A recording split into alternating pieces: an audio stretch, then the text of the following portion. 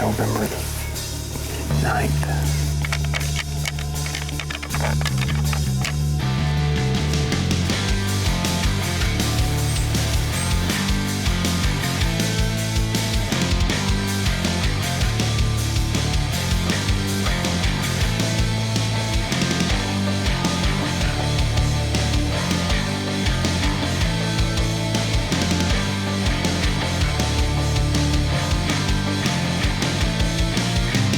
I told you it was going to be exciting time to be in the woods.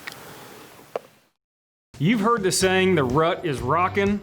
Well, when Matt and I climbed up in a tree last year in south central Kansas, it was rocking like a Metallica concert. I think I still got whiplash from looking at all the deer everywhere. And if you've ever been lucky enough to hit it just perfect like this, it's a hunt you'll never forget. And I promise you, it's gonna be a long time for these guys to forget this week.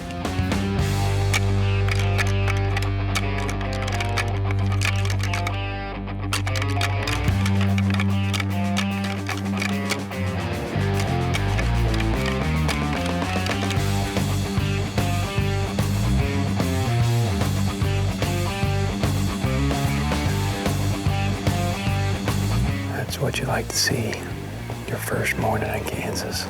It's November the 9th. That little buck came from across this canyon right here. It kind of pinches down right here as much as it can. I mean, we're in the narrowest point in this long draw. Just need one a little bit bigger than that.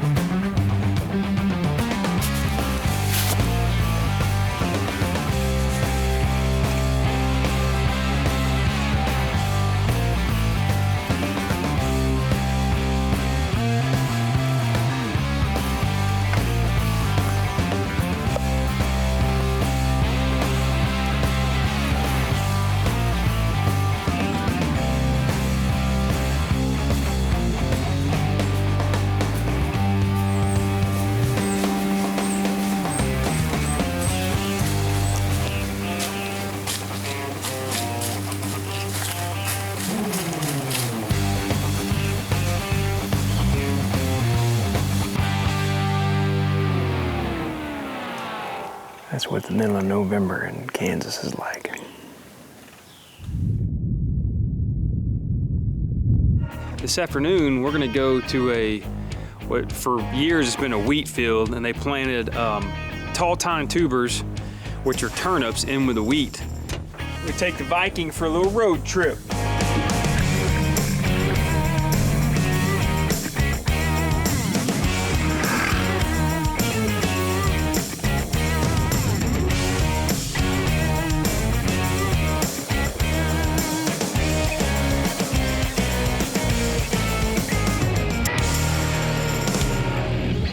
That was a bit of a tote there, but it's beautiful open country. We are way out in the middle of just super vast prairie land. Parked down this ditch, because right up here about 100 yards is this big food plot.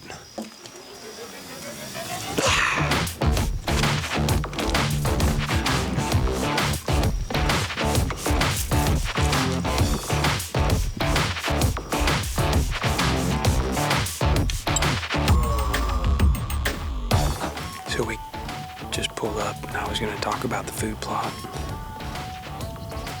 And a buck jumped the fence into the food plot at 2:45. Need I say more?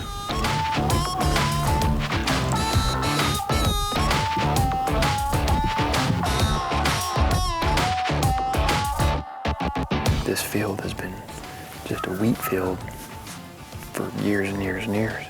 We sent them a bunch of whitetail institute tall tine tubers, basically planted it in with wheat.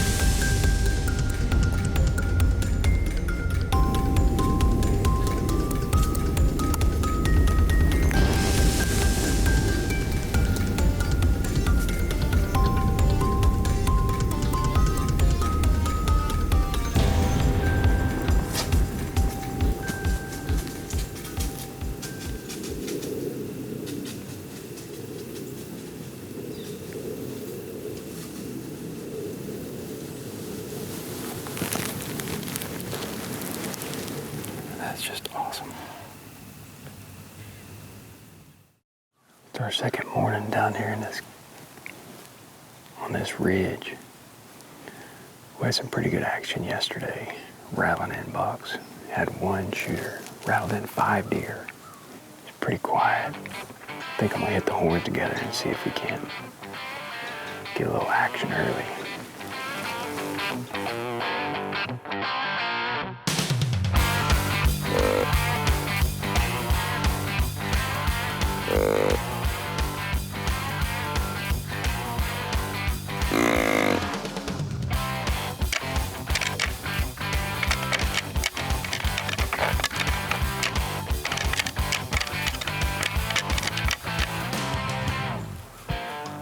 Deer right there, man.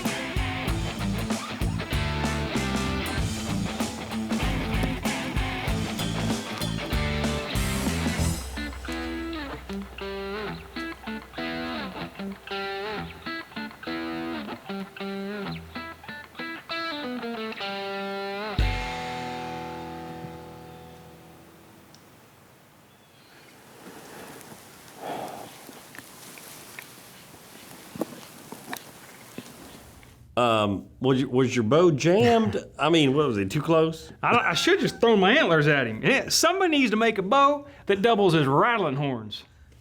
Wow. That's right. Did you see that shot placement?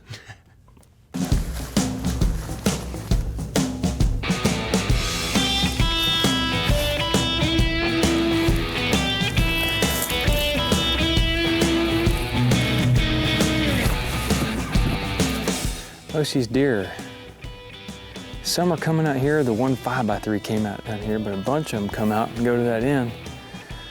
Put out a decoy, see if we can suck them down here. Every buck we've seen that's come out into this field has gone to another buck. Wind's supposed to, it's kind of out of the west right now, kind of blowing that way. It's supposed to switch out of the south. I'm sorry, out of the northwest. Generally what will happen is a deer will circle downwind and then try to come in from the front. So what I'm hoping is these deer come down, they're probably gonna circle around, hopefully, and come in, or they may just come around to the front. But I'm thinking my shot's gonna be somewhere in here, which, now looking, I kinda have a limb right there. Might have to trim another limb. Enormous food plot. It's got turnips, whitetail institute, tall tine tubers coming up great. Wheat's coming up. It's about 1:15 in the afternoon. We want to get out here nice and early, get things set up, let it cool down, calm down before the deer start showing up. We had a buck in the field come in when we were out here at 2:45 yesterday, so here we go, thumbs up. See if we can get one dead on Veterans Day. Get one for our veterans A lot of military men and women love to hunt. They love guns. They're fanatics just like we are. For all those that are overseas serving our country right now, we'll see if we can't do something for you guys tonight. Put one down. Everything's all set up for the show. We're all ready. And remember, if you're gonna use a decoy, spray the decoy down really good with scent killer, probably already dry. The gloves are sprayed down, I put them on, set the decoy out. There's your IOTV tip of the day. Thank you, come again.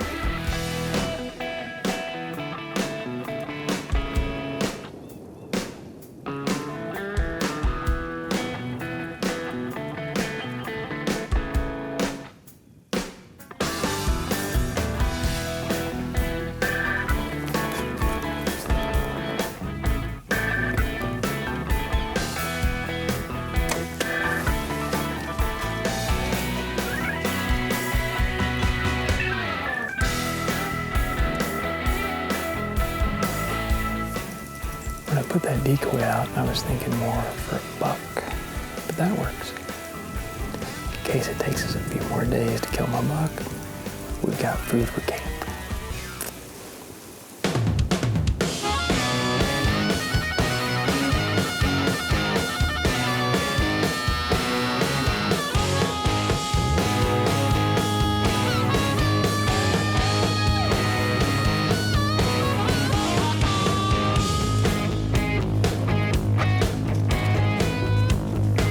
And the decoy went and lost his head over the whole thing.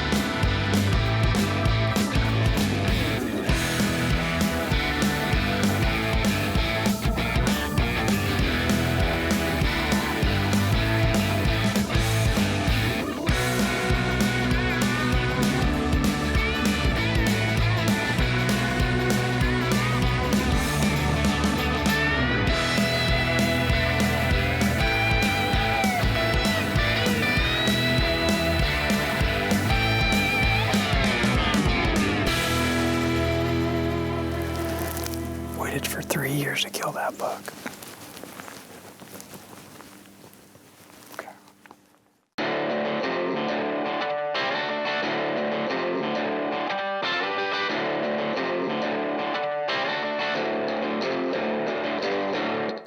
So you know we've been hunting this food plot.